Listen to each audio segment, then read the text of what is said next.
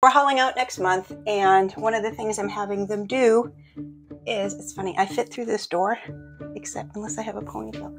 I have to count all of my through holes because we are replacing them so that they all look like this. I have to find all of them. So I'm going on a hunting expedition, which means I have to open every single hatch. For those of you who are saying, oh my God, I can't believe you don't know where all of your seacocks are, I basically do. I'm just showing you.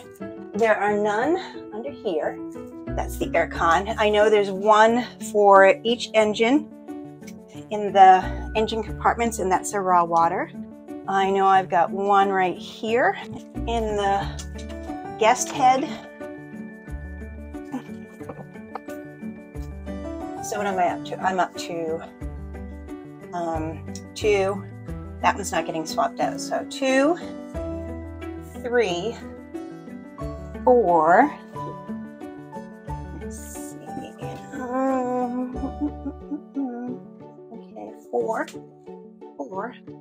Going over to the starboard side, and there's a lot more over here. 5, 6. Oh wait, there's more. And 7, 8. Okay, so I had guessed 8, and I'm pretty sure that's right.